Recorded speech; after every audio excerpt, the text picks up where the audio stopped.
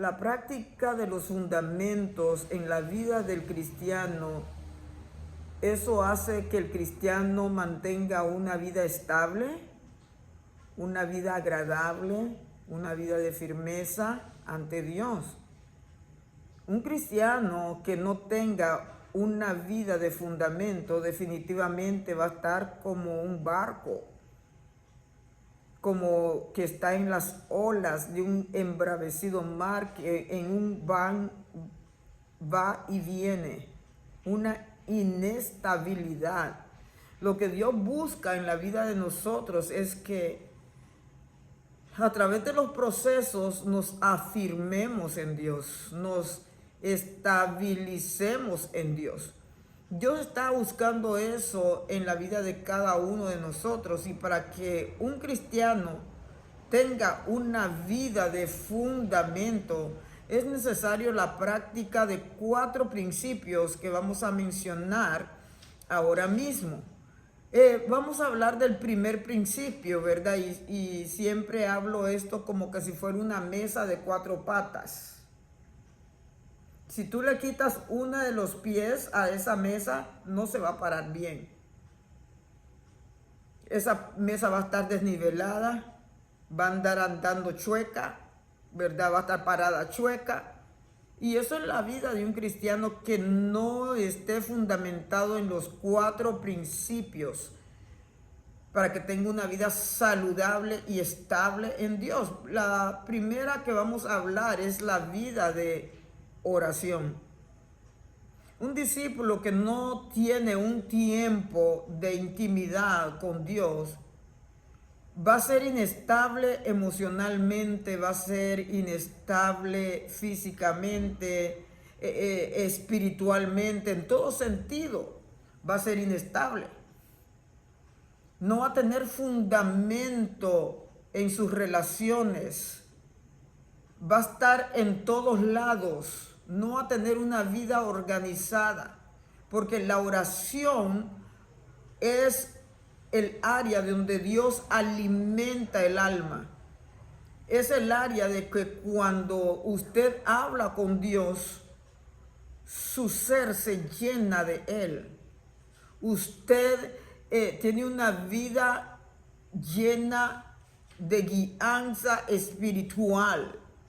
La oración guía, la oración tiene muchos beneficios. Cuando estamos vacíos, Dios nos llena no solamente de su gracia, nos llena de la unción, nos llena de la sabiduría. Tiene tantos beneficios hablar con Dios. Tú no eres igual. Nunca vas a ser igual de una vida sin oración y una vida con oración. Cristo, cuando vino a esta tierra, Él no tenía necesidad de orar, supuestamente. Sin embargo, Él pasaba horas con Dios, hablando a su Padre.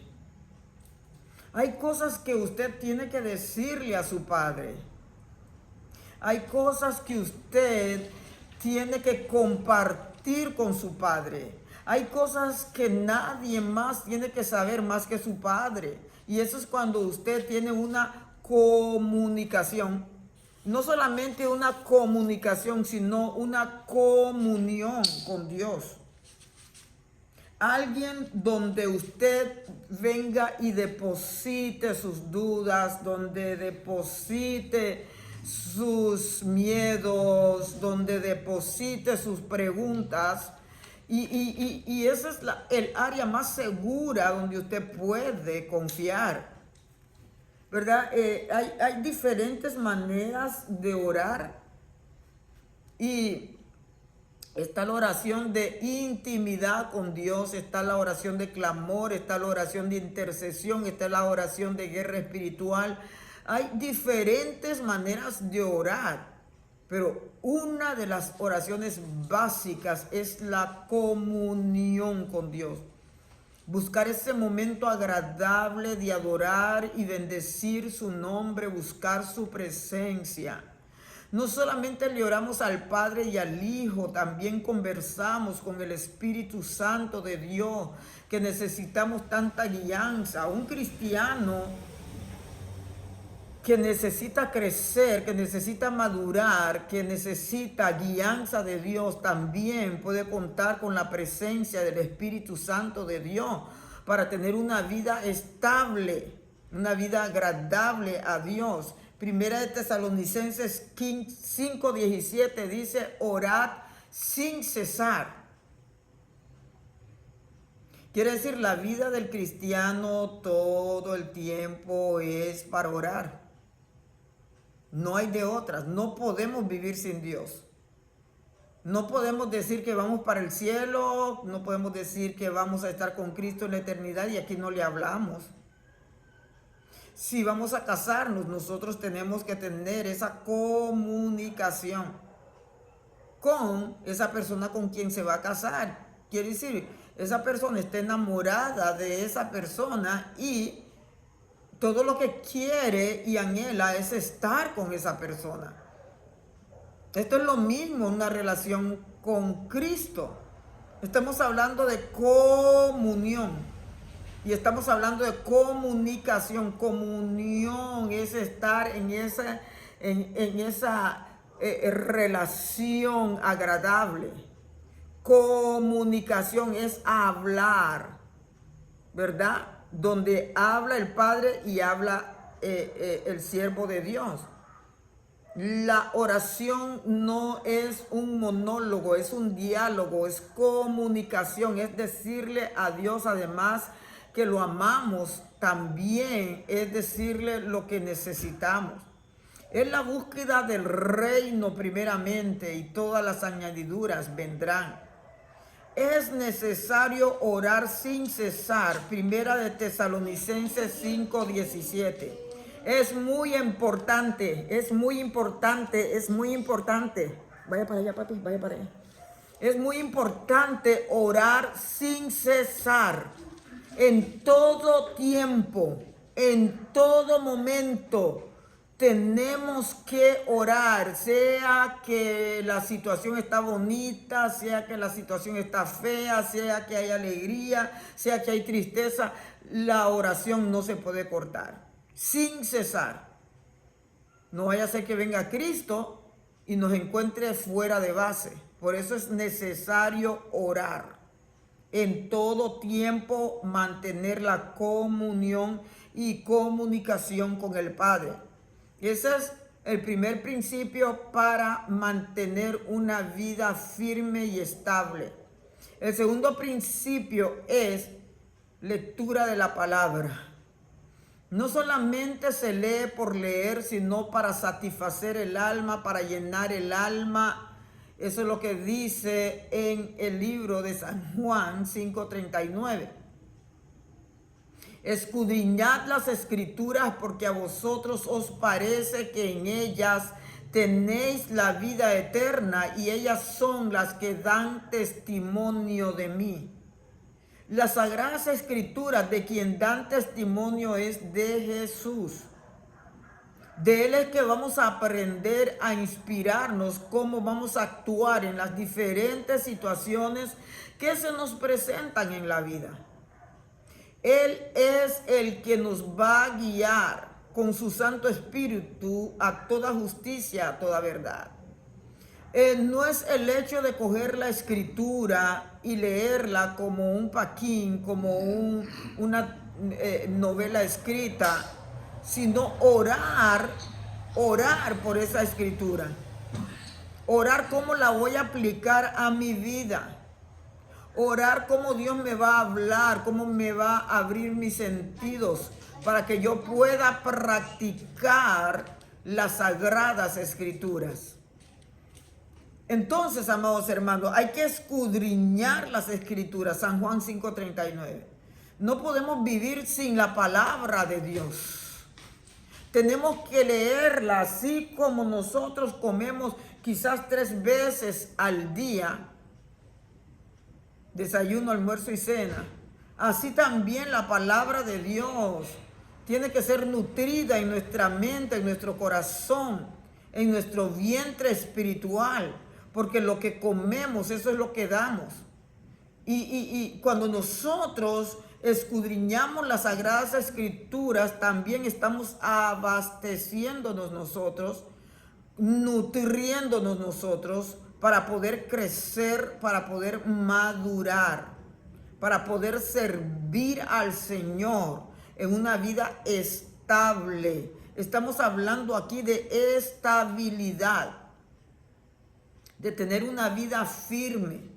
Si no leemos las Sagradas Escrituras, es posible que la carne se va a colar.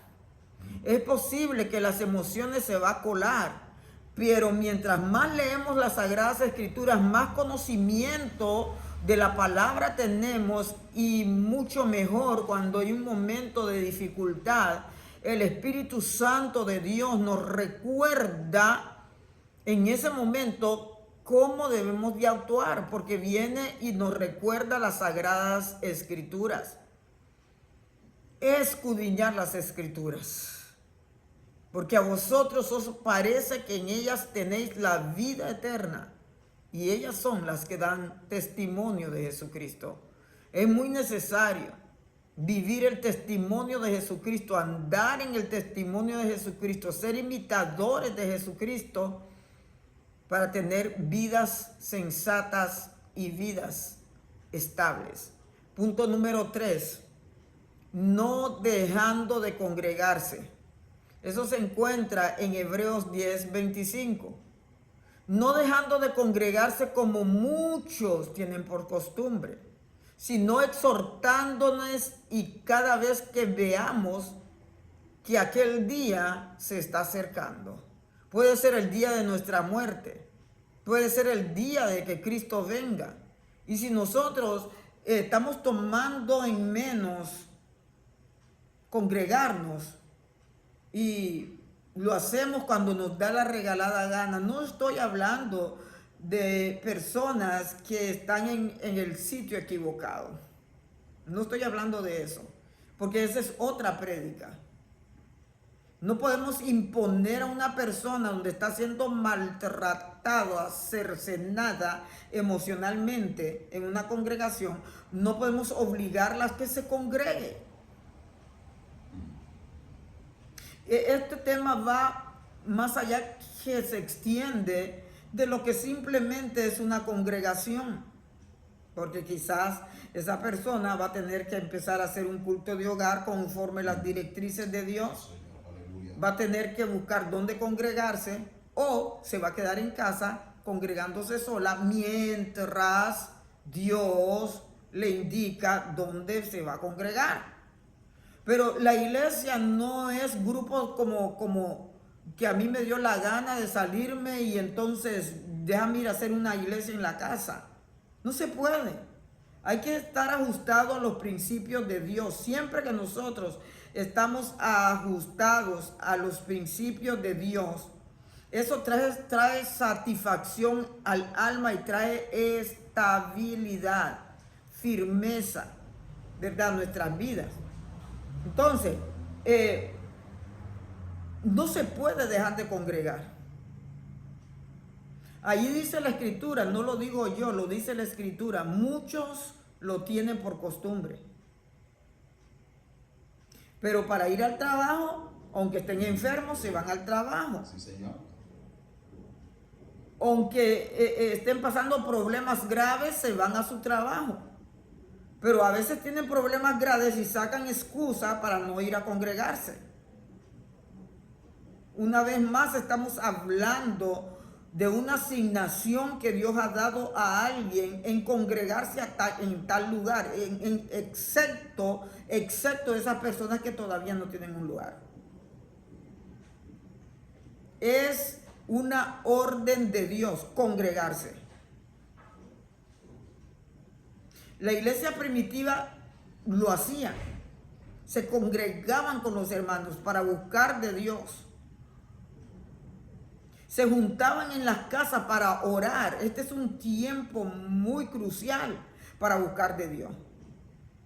Porque si Cristo viene y no estamos congregados, no nos podemos vestir porque no vamos. Tenemos que congregarnos. El beneficio de hoy es que a través de las redes se pueden hacer cultos virtuales. Nosotros hacemos cultos virtuales los domingos a las 11 de la mañana, hora de Nueva York, a través de nuestra plataforma de YouTube, Pastores Ávila. Dios nos hizo ese llamado para suplir la necesidad de nuestras almas. Es necesario estar congregado.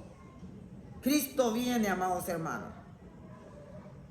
Si no, no va a haber estabilidad. ¿Sabes qué? Va a venir un problema y va a haber desesperación. Y es cierto, vivimos en un mundo caído. De repente nos dan a nosotros, nos ponemos tristes, nos ponemos angustiados. Son cosas naturales.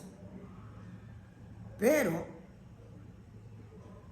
cuando usted está congregado, cuando usted está escudriñando la palabra, cuando usted está orando, usted va a estar más estable emocionalmente a reaccionar en la carne y no cumplir con estos principios.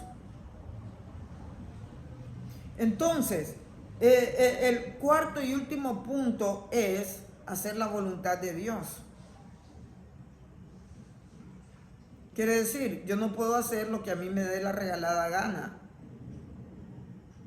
Por ejemplo, yo miré a alguien allá perdido en algo, una comunidad donde hay tanta necesidad. Yo tengo que orarle a Dios, si es la voluntad de Él, ir para allá, a ese sitio. Está bien que tengamos el corazón lleno de amor, que tengamos el corazón lleno de compasión por las almas. Pero nosotros no vamos a ir donde nos dé la regalada gana. Es Dios que nos envía.